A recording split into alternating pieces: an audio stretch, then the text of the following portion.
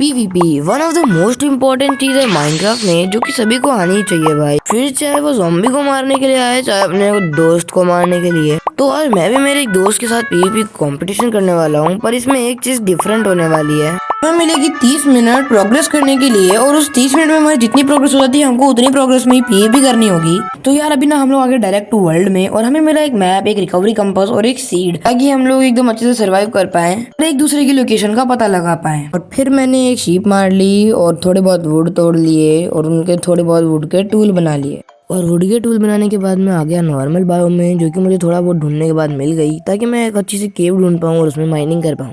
तो फिर मुझे वो केव दिख गई और इस केव के मैं अंदर जाने लगा, और इस केव के अंदर जाते ही मुझे कोल भी मिल गया, तो मैंने यहाँ से कोल भी माइन कर लिया।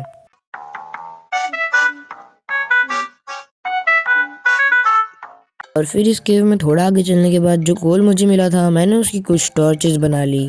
और फिर लियो भाई ने कहा कि मैं स्टोन पे अपग्रेड हो गया हूँ, तो मैंने भी जल्दी जल्दी खुद को स्टोन पे अपग्रेड कर लिया। मतलब स्टोन माइन करने के बाद मैंने सारे स्टोन के टूल बना लिए, जैसे सॉर्ड, पिकैक्स और स्टोन की एक्स। फिर मेरे को इस केव से बाहर जाते जाते एक अपना पहला आयरन दिख गया, जो कि मैंने स्टोन की पिकैक्स बाहर निकाली अपनी इन्वेंट्री से और तोड़ लिया।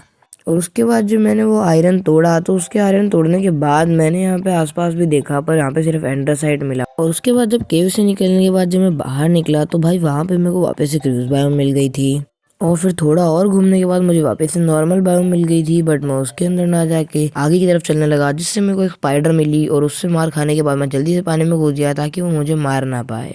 फिर मैं थोड़ा और घूमा तो मुझे एक विच मिल गई, जिसने मेरे ऊपर स्लोनेस का पोशन मार दिया और मैं बहुत ज़्यादा स्लो हो गया। और उसके बाद भाई यहाँ पे अब मैं खुले मैदान में भी आ गया हूँ, और भाई यहाँ पे इतने तो मॉब होंगे, स्पाइडर, स्केलेटन, ज़ॉम्बी। भाई इन सब से बचने के लिए मैं वापस जंगल में भाग गया।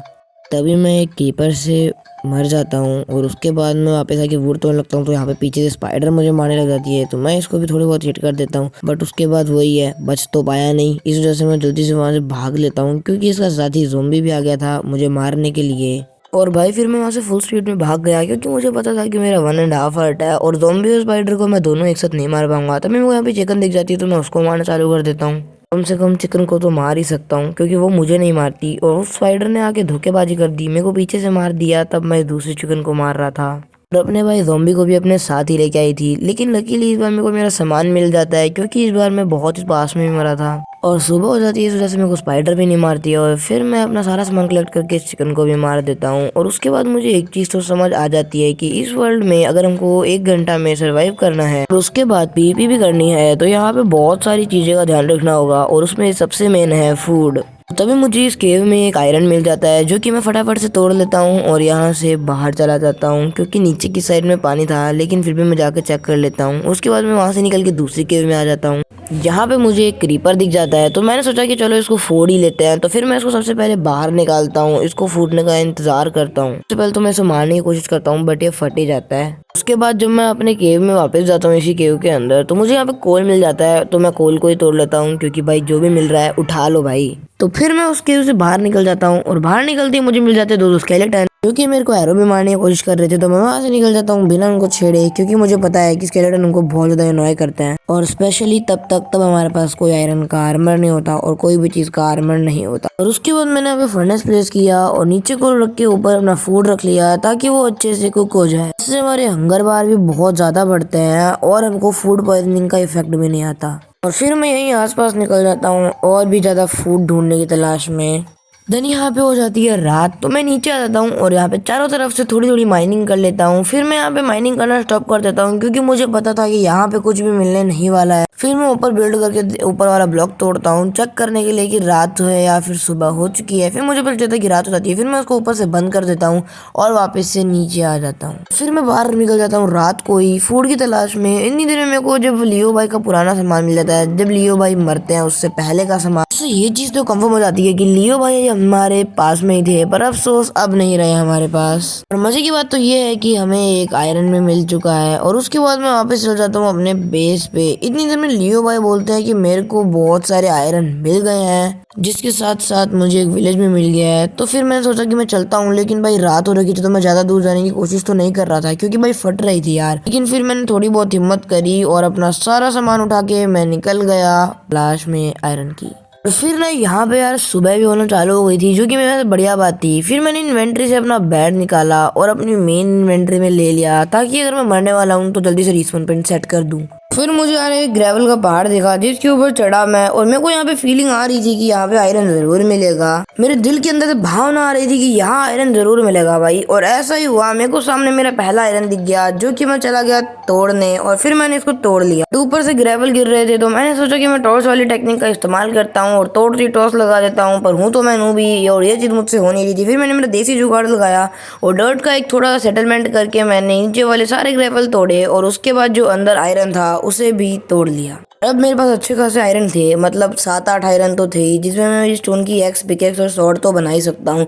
और फिर मैं एक केव में आ जाता हूँ, जिसके अंदर मेरे को नीचे अपने आयरन दिख जाते हैं। तो मैं वहां जाता हूँ और सबसे पहला काम करता हूँ कि मैं वहाँ पे टॉर्च लगाता हूँ, और फिर मैं अपना बेड लगाता हूँ और रिस्पॉन पॉइंट सेट कर देता हूँ, क्योंकि मुझे पता था भाई इतनी खतरनाक केव है और मैं जरूर मरूंगा। इस वजह से मैं अपना जैसे ही पहला आयरन तोड़ता हूँ तो मुझे आती है ज़ॉम्बी की आवाज़। तो जैसे ही मैं पलट के देखता हूँ तो यहाँ पे ज़ॉम्बी की बारात आ जाती है, और इसमें एक पापा बेटे भी थे जो पद्दी चढ़ के आते हैं। फिर वो तो हो ही गया जो होना था। इतने सारे ज़ॉम्बी थे, मैं मार नहीं पाया, एक को मारता दूसरा मारता, और फिर जो होना था वो हो गया, मैं मर गया। फिर जैसे ही मैंने रिस्पॉन लिया तो मैं वहीं आ गया, पर मेरे को बहुत ज़्यादा पड़ रही थी भाई, कोई स्केलेटन मार रहा है, कभी ज़ॉम्बी मार रहा है, और एक ज़ॉम्बी ने तो मेरी स्टोन की स्वॉर्ड भी उठा ली थी। तो फिर अब भाई जो होना था आप खुद ही देख लो।